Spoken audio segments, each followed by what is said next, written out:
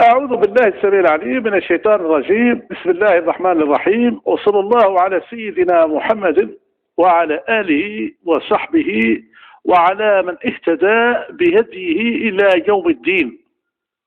أما بعد، السلام عليكم ورحمة الله تعالى وبركاته. أما بعد، الشرف العظيم أن أقرأ عليكم موضوعا فيما يتعلق بالعروش والقبائل والأنساب بمدينة الوادي ولاية الوادي الجزائر. والذي يقرأ عليكم هذا الموضوع هو العبد الفقير إلى الله سبحانه وتعالى الراجي عفوه ومغفرته ورحمته ورضاه، عبد الرحمن العربي الجزائري الساكن بولاية الوادي الجزائر. واليوم الحلقة الخامسة. واليوم إن شاء الله وبإذن الله وبإرادة الله وبقدرة الله وبأمر الله نتحدث اليوم عن قبيلة الفرجان. والفرجان هذه هي قبيلة من القبائل الكبرى التي توجد بمدينة الوادي وعلى مستوى ولاية الوادي بالجمهورية الجزائرية الديمقراطية الشعبية. ودائما بصراحة أيها الإخوة الكرام، دائما وأبدا نكون صريح معكم ونكون صادقا معكم، أني دائما أقرأ عليكم هذه المواضيع التاريخية فيما يتعلق بالعائلات والعروش التي توجد بمدينة الوادي ولاية الوادي الجزائر، هو من كتاب الصروف في تاريخ الصحراء وسوف للشيخ والعالم الجليل والقاضي الشرعي إبراهيم محمد الساسي العوامر، تعليق وتحقيق الجيلاني بن إبراهيم العوامر. هذا الشيخ إبراهيم محمد الساسي العوامر كان قاضي شرعي في العهد الاستعماري الفرنسي في العشرينات، وهكذا في أوائل 1900 1905 1910 كذا. وهذا العالم الجليل الشيخ إبراهيم محمد الساسي العوامر رحمه الله ورضي الله عنه ورضي الله عن جميع الصالحين والعارفين والأولياء رضوان الله عليهم جميعا، ألف هذا الكتاب في العشرينات في سنة ممكن 1918 1920 هكذا ألفه، وبقى مخطوطا هذا الكتاب. ومع العلم أن هذا الشيخ والعالم الجليل إبراهيم محمد الساسي العوامر توفي سنة 1934 للميلاد. وهذا الكتاب الذي ألفه كتاب الصروف في تاريخ الصحراء وسوف بقى مخطوط. وإبراهيم العوامر هذا كان ملاحق من طرف الاستعمار الفرنسي لعنة الله عليه، لأنه كان رجلا مناضلا ومجاهدا وصاحب نهضة وصاحب حركة فكرية تنويرية ورجل عالم خريج جامعة الزيتونة، كان هو قاضي الشرعي وعالم جليل من كبار العلماء في ذلك الزمن. هذا الكتاب لما ألفه بقى مخطوط، ويقال أنه دفنه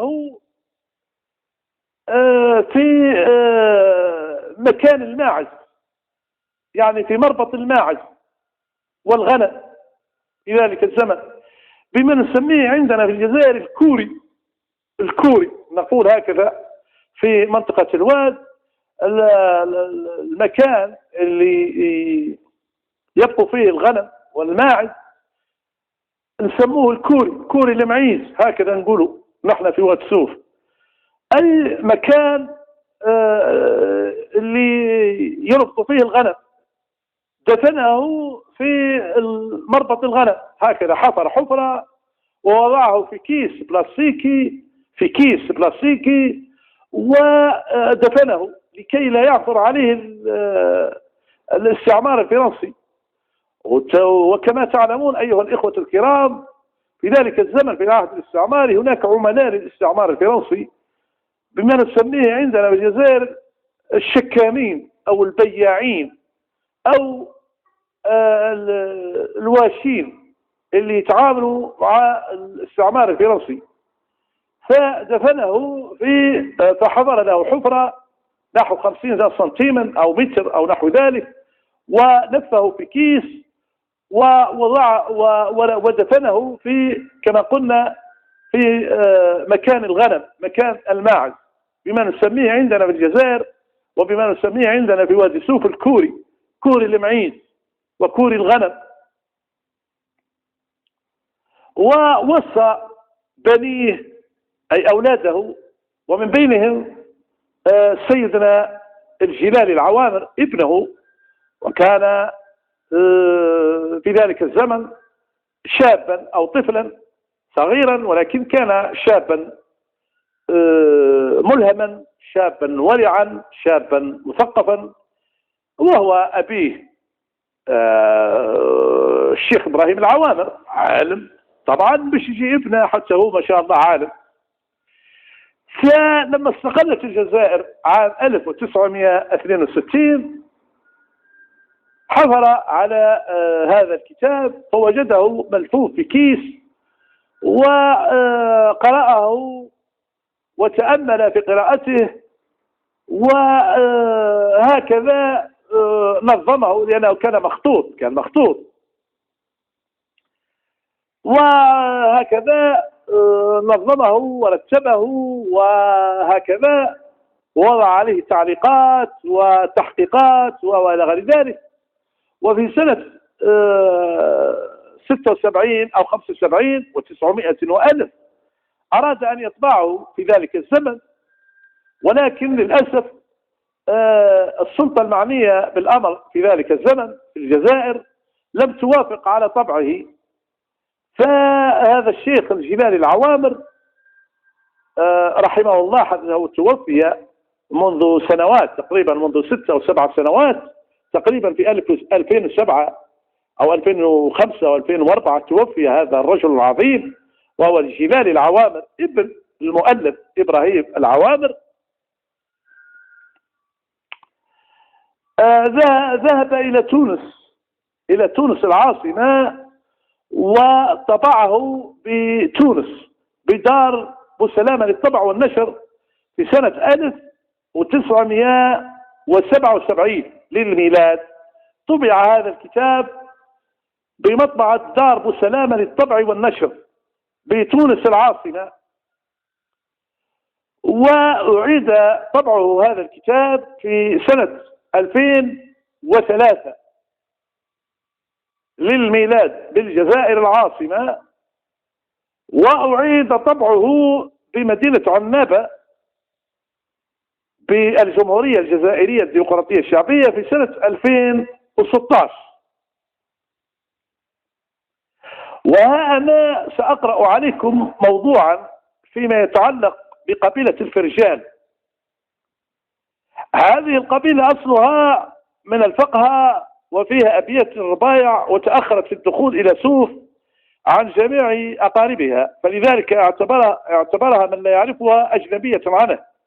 وهم كما في ابن خلدون أولاد عطوة بن عطية بن كمون بن فرح بن توبة إلى آخر نسب الفقهاء. قال القدماء إن الذين مع الفرجان من الربايع هم معظمهم أولاد جار الله. أقول إن أولاد جار الله المذكورين هم من دريد، كما قال ابن خلدون أولاد جار الله من عبد الله بن دريد إلى آخر ما تقدم. أما نسبة الربايع فمن جهة الأم فقط حسب ما بلغني ممن يوثق بهم، ولهذا لا نذكرهم مع الربايع. واشتهر أولاد جار الله بالصلاح، فكانت لهم مآثر تتناقلها العوام وبنو علي المنتسبون منهم قبابا تزار إلى الآن بناحية مقبرة أولاد حمد شرقا. وسبب تسمية الفرجان بهذا الاسم هو كما ذكر القدماء أن جدهم كان كالمجذوب يتخيل كل شيء يؤذي، فارتحل مرة إلى الصحراء وكانت كثيرة البئران، فصار يجري أمامه وعن يمينه وعن شماله وهو يصيح كلما مر فأر بإزائه قائلا الفأر جاءني، الفأر أتى إلي، وكثر منه ذلك وعرف به وتداولت العامة الكلمة فتصرفوا فيها فصارت فرجان، ويقال ذريته الفرجان، وهم أولاد هلال الذين يسمون الأهليات والطوافقة وأولاد بن أحسن، ويلحق بهم العوينات وهم أخلاق والله أعلم. وهذا آخر الكلام عن الأعشاش، وبهم انتهاء الكلام على أهل الوادي. تنبيه: مما يلزم ذكره أن جميع الأقوام التي تقدمت أنسابهم هم من الواديين، كانت سكناهم جميعا داخل ما حواه الوادي في أرضه الآن. أما في عهدنا هذا فقد صارت مساكن البعض منهم بذواه روحه والسيدي بالقاسم بن عجال ونزلة الرويحة والبليدة والعلالقة والمحاريق ونزلة البق وسيدي مرغني والفرجان وولاد تواتي والسيدي سليمان وسيدي يونس والعبابسة والبياضة وغيرها من مداشر عميش مثل النخلة والرباح والخبنة الأخرى والطرفاوي وبلالة ووادي زيتن وعرعير وأم سحويل وشقابط وأمه كلبة وسحبان ووادي وواد العلندي ووادي الترك وأولاد مبروكة وسيدي عبد الله والقارة وتكسبت وقطاي والدريميني وحاسي خليفة والسويهلة والذكار وأما الرقيبة والدميثة، فهما من جملة كبار، وسأذكر فيما يأتي أنساب غير الواديين والله أعلم. الآن نتحدث أيها الإخوة الكرام على تغزوت. تغزوت هذه بلدة تبعد شمالا عن مدينة الوادي حوالي 14 كيلومتر. تغزوت الآن بلدية تابعة إلى دائرة قمار وتابعة إلى ولاية الوادي الجزائر. هذه البلدة الآن بلدية أصبحت، وعدد سكانها تقريبا حوالي 15,000 ساكن، وأصبحت الآن مدينة. وتغزوت هذا التعريف مصغر عن مدينة تغزوت، وتغزوت هي كلمة أمازيغية وليست كلمة عربية أيها الإخوة الكرام. تغزوت هي كلمة أمازيغية قبائلية، وترجمتها للغة العربية معناها مكان منخفض فيه أشجار وحشائش وماء. هذا المكان اللي فيه الحشائش والأشجار وماء ومكان منخفض اسمه بالأمازيغية أي بالقبائلية تغزوت. وتغزوت هذه كانت قديما ما كانتش اسمها تغزوت، كانت تسمى جلهمة، وجلهمة معناها باللغة العربية حافة الواد، وجلهمة يرجع تاريخها إلى عصر الرومان، وسموها تغزوت في تقريبا في سنة 1500 للميلاد، تقريبا 1500 للميلاد.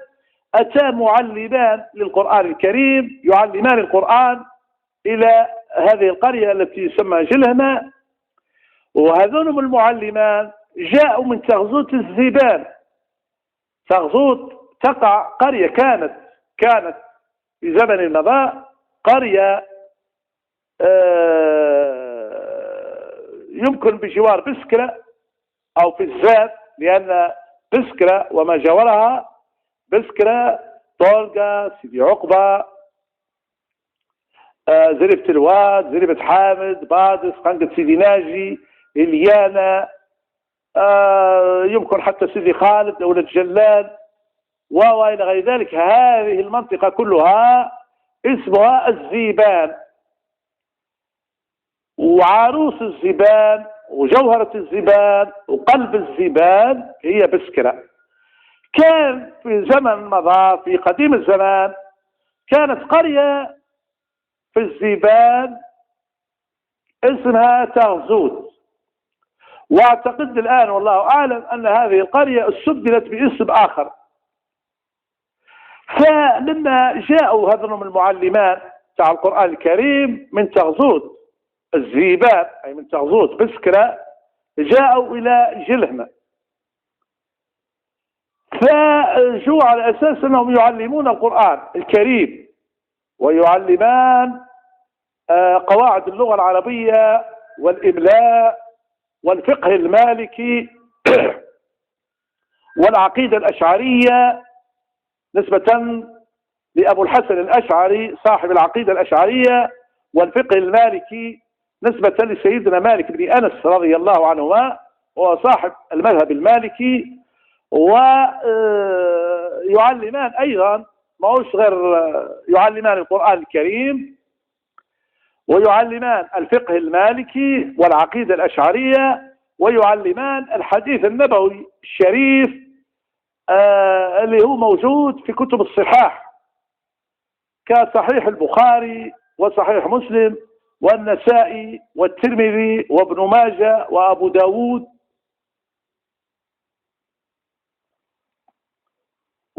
وموطأ الإمام مالك ومسند الإمام أحمد بن حنبل وإلى غير ذلك رضوان الله عليهم جميعا. كانوا يعلمون الحديث النبوي ويعلمون الفقه المالكي والعقيدة الأشعرية والقرآن الكريم على رواية ورش عن قراءة نافع برواية ورش، ويعلمان أيضا اللغة العربية، قواعد اللغة العربية، قواعد الإملاء، تصريف الأفعال وإلى غير ذلك. هذا. ولما جاءوا هذول المعلمان إلى جلهمة قالوا والله عندنا فكرة ونسميها هذه البلدة بالبلدة التي أتينا منها وهي تغزوت الزبان، تغزوت اللي توجد في بسكرة، فسموها تغزوت. هي تغزوت هذه ما كانتش تسمى تغزوت، كانت تسمى جلهمة، ولكن اللي سموها هذول المعلمان الذين جاء من تغزوت الزبان في تاريخ يمكن 1450 للميلاد 1500 للميلاد أو نحو ذلك. والآن سنشرع في هذا الموضوع وهو تغزوت. كان موضعها الأول بالغرب الغربي الشمالي من محلها الآن بالطريق الآتي من تكورة إلى جمار، وإلى اليوم توجد بها آثار الجدران ومحراب الصلاة وضريح يزار هناك. بني حوله حائط مربع له باب يفتح شرقا جنوب، وذلك هو المكان هو الذي أتاهم فيه سيدي مسعود الشاب المتقدم ذكره، وحين وقعت النفرة بينهم وارتحلوا إلى الغداين، وهو المكان الموجود شرق جوفا من مقبرتها، وهناك أيضا وقعت بينهم مشاحنات ذهب بعض من أجلها إلى جمار. وعمر سيدي مسلم القرية الكائنة في هذا العهد، وخربت تلك وتفرق سكانها، وأهل هذه يتركبون من 4 عمائر. العميرة الأولى القبيلة، هكذا اسمها القبيلة. هذه العميرة ملفقة من عدة أفواج، وأصلهم الأول الذي بنيت عليه هو أولاد زيد أخو أحمد الذي هو جد قبيلة أولاد أحمد. أتى أبناؤه أي أبناء زيد إلى هذه النواحي بعد أولاد أحمد، ولذلك يقال لهم إنهم طروديون. وانضم إليهم ناس من تكسبة الجديدة يقال لهم لبقيز. ذكر القدماء أن نسبهم يتصل ببني مزروع أي الغربيين. أقول مزروع هو ابن خليفة بن مخلوف بن يوسف بن بكرة بن منهاد بن مكتوب بن منيع بن مغيب بن محمد بن الغريب بن الحارث بن مبارك بن زغبة بن ناصر بن خفاف بن قيس بن بهنة بن سليم بن منصور بن عكرمة بن خصوة بن قيس عيلان. وهناك مزروع آخر يقال له ابن صالح ذريته بإفريقيا الشرقية، ويزعم بعض الناس أن أولاد الغريب وسيد مسلم من هؤلاء، وليس بصحيح، إذ قد بلغني من ذوي العلم والتحقيق منهم أنهم ينسبون إلى الأشراف، وقد وجدت بعض البحث في الشجرات اسما يشبه اسم جدهم بإبدال عينه الغين المعجمة، وإلى الله صحة ذلك. ومع هذه العميلة التوغزيت أبناء التغزوتيين الذين كان قدما يعلمان الصبيان، وتساهر مع أولاد زيد وصاروا في عديدهم، واتسم إليهم أناس من أولاد حمزة إخوة المختلطين بأولاد خليفة الذين هم بعشاش الواد يقال لهم الزعاتر، وكذلك جماعة من أهل عدوان يقال لهم أولاد عمران، ومعهم طائفة من بني سليم يقال لهم الحطاطبة. طوحتهم الطوائح إلى أماكن عديدة، وانتسبوا إلى آخر محل انتقلوا منه إلى تغزوت يقال له لحطيبة. ويذكر العامة أنه دخل في عديد هؤلاء جماعة من المخادمة يقال لهم جلالة، أي أولاد جلاد بن حمرون بن مخدم إلى آخره. وقيل إنهم من النمامشة، لكنهم انتسبوا للمحل الذين سكنوه أخيرا وهم الشلالة، وعليهم فهم يسمون الشلالة بالشين المعجمة لا بالجين. ومع الجميع أفراد قليلون من الزبدة أتوا من نفطة متأخرين، واختلط بهم بعض الأفراد من طلقة ومساعدة. وسبب تسمية هذه العميلة بالقبلية لأن أهل اجتمعوا مع الشعاب متعددة، وحين كثروا قالوا صرنا قبيلة كبيرة نقدر على القيام بشؤوننا، هكذا ذكر القدماء والله أعلم. العاملة الثانية العرش، سميت بذلك لأن أهلها أتوا إلى تغزوت من طرود فأنفتهم القبيلة، فتلاحقت بهم عائلات مختلطات من الوادي وكذلوا، فقالوا للقبيلة قد صرنا عرشا مستقلا من غير الانضمام إليكم. الأصليون هم أولاد بركات بن كعب بن علي بن يعقوب بن كعب بن ترحم بن حميد بن يحيى بن علاق بن عوف بن إمري القيس بن بهنة بن سليم بن منصور بن عكرمة بن خصبة بن قيس عيلان. ويليهم الزوامل في النسب، وقيل يتصل نسب بيعقوب بن كعب بن ترحم. وانضم لهؤلاء الجماعة يقال لهم الكوامل، لم يذكر لي أحد منهم نسبهم ممن يتصل ولا علة تسميتهم بهذا الاسم. ومن الجميع المعارنة ذكر لي بعض كبارهم الثقات أن نسبهم يرتفع إلى معمر بن عسكر بن هبيب بن بهنة بن سليم. العميلة الثالثة الصيادة، نسبة لمحمد الصياد الذي ذكره الشيخ العدواني، وسألت كثيرا من ذوي الخبرة منهم عن نسبتهم عن نسبهم فلم يحققوا لي شيئا منه، لكن بعض من أهل هذه العميلة معروف النسب كما سيأتي، وهم أولاد موسى بن يوسف بن حريز بن تميم بن عمرو بن وشاح بن عامر إلى آخره. والباقون يقال لهم أولاد عبد الصادق.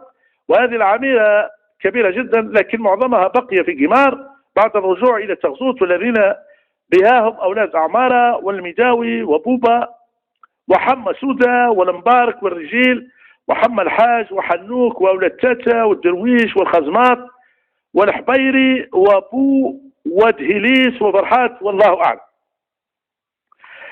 العميل الرابع أولاد رابح. أولاد رابح هم القدماء، إنهم ينتسبون إلى رابح بن تغزوتي. أقول اختلف في نسب التغزوتي المذكور، فقيل اسمه أحمد وقيل اسمه زغيب بالتصغير وقيل عمران، ولم يذكر اسم أبيه. ثم إنه سلمي قطعا إلى المحل الذي أتى منه وهو تغزوت الزاب، لم يدخلوا في ذلك الحين سوى بني سليم. وأما بنو رياح فقد انحازوا بالجهة الغربية.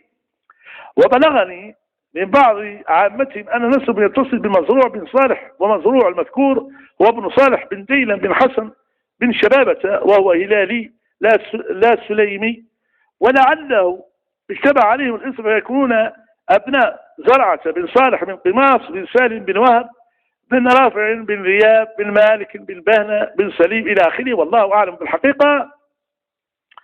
وهم عميلة قوية انتقل معظمها إلى تغزوت وبقي قليلها في جمار، فهي بعكس الصياد المتقدم ذكرهم، وهؤلاء هم أولاد سالم ولم يزيدوا اسم أبيه. أقول لعلهم ينتسبون إلى سالم بن وهب بن رافع المتقدم، ومعهم الزغابة، وحسب ظني أنهم ينتسبون إلى زغب بن جرو بن مالك، ويتصل بهم أولاد جاء الله أو أولاد جار الله، قيل يرفع نسبه إلى زيد بن سليمان بن وهب بن رافع بن ذياب إلى آخره، ويلحق بالجميع أولاد فروة، ولم يذكر لي أحد منهم نسبهم. وتقدم أن مع تغزوة أهل تشرة ببياضة، والله أعلم بالصواب، لا رب غيره. الزقم هذه مدينة، والآن بلدة تابعة إلى بلدية البهيمة. والبهيمة كما تحدثنا آنفا، قلنا البهيمة هذه كانت تسمى قديما، أما الآن تسمى حساني عبد الكريم. وهو هذا حساني عبد الكريم رضي الله عنه كان رجلا مجاهدا في أثناء الثورة التحريرية بالجزائر، واستشهد، وأيضا شريف من الأشراف، أي من ذرية سيدنا علي بن أبي طالب رضي الله عنه، وهو الشريف. وسميت هذه البلدة باسمه. والبهيمة هذه أي بلدية حساني عبد الكريم تبعد عن مدينة الوادي شرقا حوالي 14 أو 15 كيلومتر عن مدينة الوادي.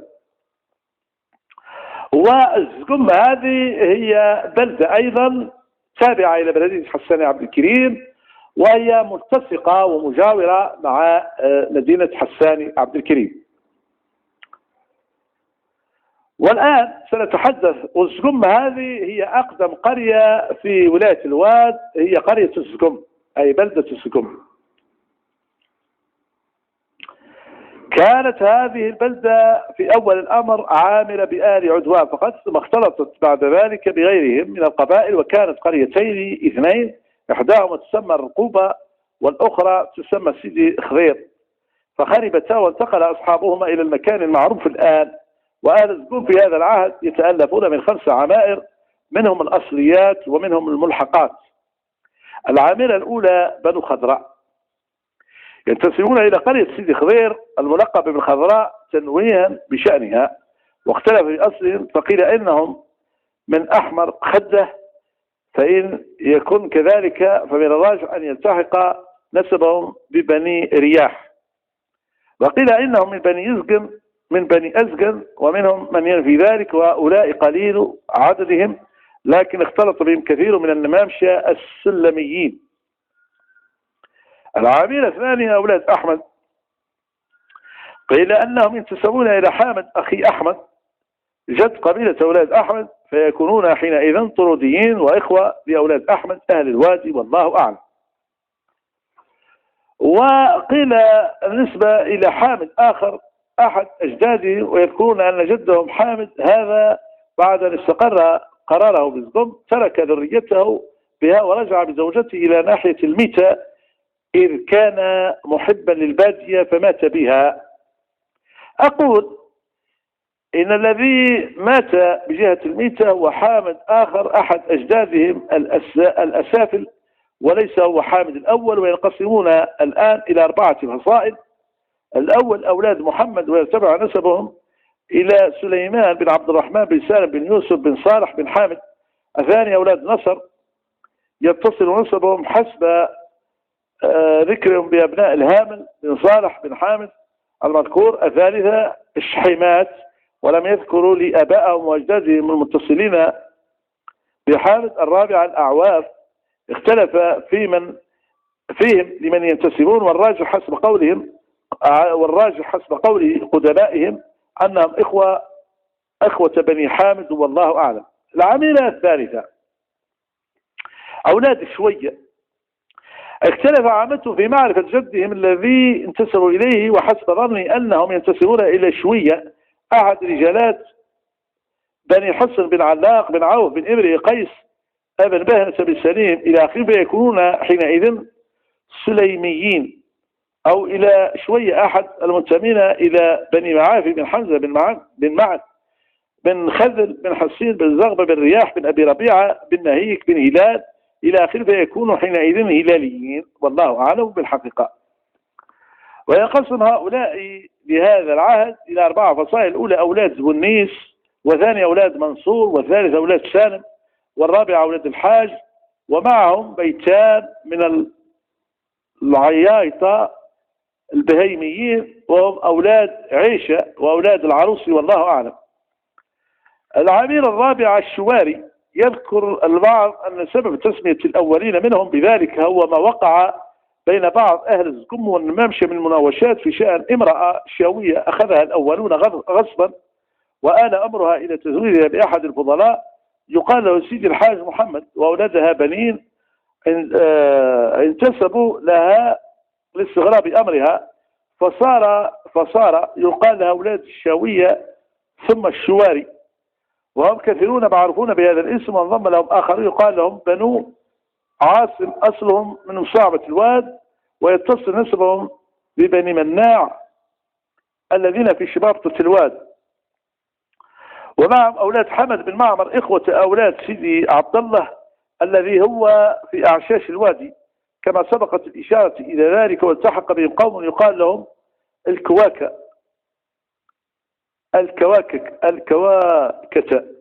يتصل نسبهم بدريد إذ أتى جدهم من هناك مع أهل الوادي حين أتوا من تلك الناحية، فعلى هذا يكون اتيانه متأخرا والتساهل مع الشواوة فصار في عديدهم واختلط مع الجميع أبيات من النمامشة والله أعلم. العميل الخامس أولاد السعيدان أصلهم من أولاد حميدة الذين هم بعشاش الواد سكنوا الدبيلة زمنا، وحين أتى الشيخ فرحات وخرب نصفها الغربي وكان هناك وانجلوا إلى الزقم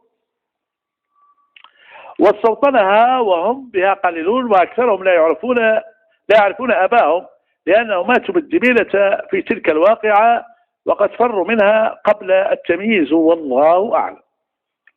قمار، الآن نتحدث عن مدينة قمار. قمار هي مدينة تبعد عن مدينة الوادي شمالا حوالي 15 كيلومتر، وهي اليوم دائرة كبيرة. وقمار الآن عدد سكانها حوالي 50,000 ساكن، وهي دائرة، وهي من أعظم الدوائر على مستوى ولاية الوادي. يعني أحسن دائرة على مستوى ولاية الوادي هي دائرة قمار.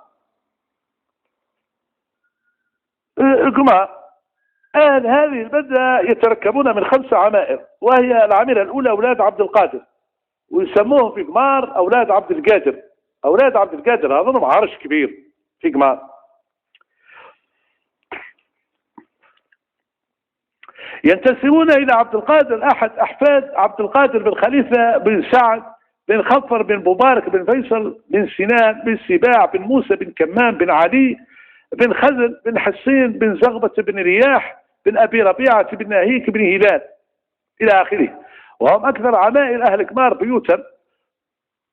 ومع هؤلاء بيوت أشراف يقال لهم أولاد سيدي التهامي،